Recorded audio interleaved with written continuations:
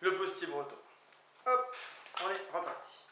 Le type postier, entre guillemets, fleuron de la race, est considéré comme l'un des plus précieux patrimoines zoologiques français. Un symbole de la réussite zootechnique et l'exemple le plus notoire de la réussite d'un croisement. Son nom vient de son utilisation historique pour tirer les chariots des postes. Ses ancêtres ont été largement utilisés par l'artillerie de la Grande Armée et décrits comme une version allégée du Suffolk Punch, un cheval de trait de Grande-Bretagne. La forte demande en chevaux de poste au XIXe siècle pousse à des croisements avec des étalons normands et percherons, faisant émerger un type dit très breton percheronisé, et introduisant la robe grise dans la race, qui est très intéressant. Le postier proprement dit est développé à la suite des croisements des juments du Léon avec le trotteur Norfolk et le Hackney au début du XXe siècle.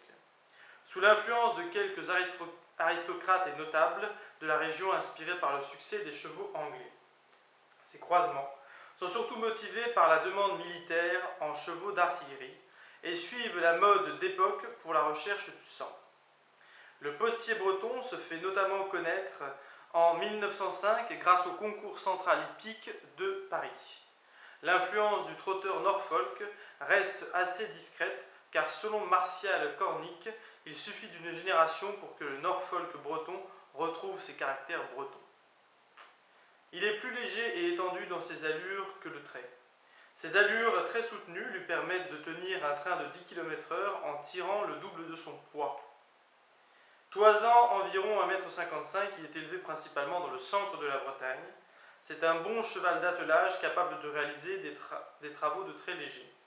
La sélection pour la viande fait que lorsque le succès de l'attelage pousse les éleveurs à sélectionner à nouveau des chevaux plus légers, année 1990, peu de différence existe encore entre le type postier et le type trait, tous deux élevés au poids. Dans les années 2000, au haras national de Lamballe, des postiers bretons rigoureusement sélectionnés sont croisés avec des chevaux de sang léger, trotteurs et pur sang, dans le but d'obtenir en troisième génération des chevaux postiers plus légers à réintégrer parmi la race bretonne, avec peu de succès. Les éleveurs voient naître des chevaux hybrides au profil convexe, ils ont le sentiment de perdre leur race.